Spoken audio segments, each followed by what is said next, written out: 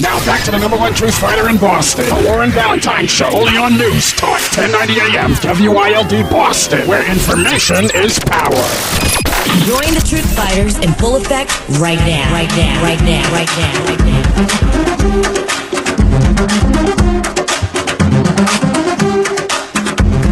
All right, Truthfighters, 877-373-9766, number to dial.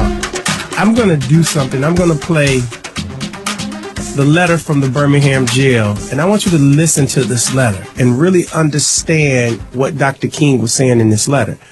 Now, a lot of times people put stuff on Facebook and Twitter, and I don't really address it. I don't say anything. I just kind of look.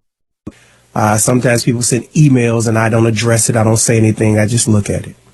But it's two young ladies that are on the fan page saying some things that I'm going to talk about on air, because this is, to me, one of the most essential things we need to fix in our community.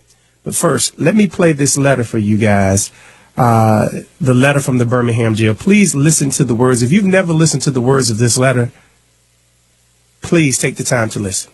While confined here in the Birmingham City Jail, I came across your recent statement calling my present activities unwise and untimely. Seldom do I pause to answer criticism of my work and ideas. If I sought to answer all the criticisms that cross my desk, my secretaries would have little time for anything other than such correspondence in the course of the day, and I would have no time for constructive work. But since I feel that you are men of genuine goodwill, and that your criticisms are sincerely set forth, I want to try to answer your statement in what I hope will be patient and reasonable terms. I think I should indicate why I am here in Birmingham, since you have been influenced by the view which argues against outsiders coming in. I have the honor of serving as president of the Southern Christian Leadership Conference, an organization operating in every southern state with headquarters in Atlanta, Georgia. We have some 85 affiliated organizations across the South, and one of them is the Alabama Christian Movement for Human Rights. But more basically, I'm in Birmingham because injustice is here. Just as the prophets of the 8th century B.C. left their villages and carried their "thus saith the Lord" far beyond the boundaries of their hometowns, and just as the Apostle Paul left his village of Tarsus and carried the gospel of Jesus Christ to the far corners of the Greco-Roman world, so am I compelled to carry the gospel of freedom beyond my own hometown. Like Paul, I must constantly respond to the Macedonian call for aid. Moreover, I am cognizant of the interrelatedness of all communities and states. I cannot sit idly by in Atlanta and not be concerned about what happens in Birmingham. Injustice anywhere is a threat to justice everywhere. We are caught in an inescapable network of mutuality, tied in a single garment of destiny. Whatever affects one directly affects all indirectly. You deplore the demonstrations taking place in Birmingham, but your statement, I am sorry to say, fails to express a similar concern for the conditions that brought about the demonstrations. I am sure that none of you would want to rest content with a superficial kind of social analysis that deals merely with effects and does not grapple with underlying causes. It is unfortunate that demonstrations are taking place in Birmingham, but it is even more unfortunate that the city's white power structure left the Negro community with no alternative. Now, I want you to understand what he was saying in this part of the speech, in this part of the letter, because it really wasn't a speech. What he was doing was writing his fellow clergymen and telling them, look, if we do nothing, we're just as guilty as those who are doing it. And this would be the theme. This would be the thread of his message for his whole entire life.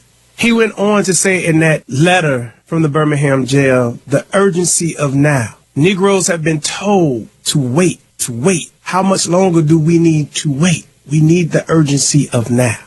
And the reason why I started off the show playing this is because I think we've gotten away from the urgency of now in the black community. We've become so complacent in the black community that we don't feel that urgency of now. And when you want to do something, you have black folks saying, oh, that's not going to work. Don't do that. What are you, crazy? Black folks not going to do that. And then when we do come together, we want to fight with each other, right? You know, it's two people, I'm not going to even say the names, on the Facebook fan page, right? And they're discussing about the kids having to go to school. And one mother said, look, I think the kids should have to go to school on Dr. King's birthday. Because let's be honest, a lot of them are going to stay home and play video games and watch TV. That mom is actually right to a certain degree. But it's going to be like that because the parents are using this day off not to teach their children the history of whence they came, but they're using the day off to just relax and chill. Not understanding that this is an invaluable moment in time that you can be planting a seed for later on in life for your child. The other mother came on and said that, look, if you believe that the children should stay in school, why can't they do it on President's Day? I beg to differ with you. Many children will go to the King Center with their parents. And in other cities across, they will observe it. And then she says, are you speaking of your children? Now, that last line automatically made the other mother go to the defense. My child about to graduate from college. Unlike your children who are probably dropouts. Now, normally, when they debate on this page, I say nothing. I just read and I look. But today I had to say something. And I addressed both of them. And I said, really, on MLK Day, you all want to act like this. Really? Please do not judge each other, but love each other. For although you may think you have nothing in common, you in fact are sisters and mothers in the same fight. Love each other, people. We can disagree with each other without being mean to each other. We can disagree with each other without calling each other names. We can disagree with each other and still love one another. Isn't that what Dr. King was all about? Did you not hear his own clergy people? Did you hear the tone of the letter? Even though Dr. King disagreed with them, the tone of the letter was still in love. Even though Dr. King thought they were idiotic in their thought process, even though he thought they were stupid for what they were standing for, he did not address them as such. He addressed them with love, saying, look, I normally wouldn't even address this, but because I believe you of being people who love and want the betterment of all, I will take the time to address this. And I hope that you will take my positions with patience and love. Imagine if we could do that in our community today. Imagine if we could teach our children that when they get angry with each other, they don't have to fight. They can talk. When they have a disagreement with each other, they don't have to be walking away mad, but say, hey, we just couldn't come to the same conclusion here. And understand when I tell you this, because, look, I'm a tourist. My temper is 0 to 1,000 sometimes. And it takes me sometimes to count to 10 before I react, especially when people are lying or accusing or something like that. But the reality of it is this. In order for us to be able to really work together and build something and change something, we got to learn how to be able to have a conversation without wanting to hate each other after the conversation. 877-373-9766. As we celebrate MLK Day, what are you doing to live up to MLK? Talking to you, Truthfighters, right here, right now. Warren Ballentine Show. NewsTalk 1090 AM, WILD, Boston, where information is power. Stay tuned for the Warren Ballentine Show. Call 1-877-373-9766. 1-877-373-9766. Call the #1 Truth Fighter and stay with NewsTalk 1090 AM, WILD, Boston.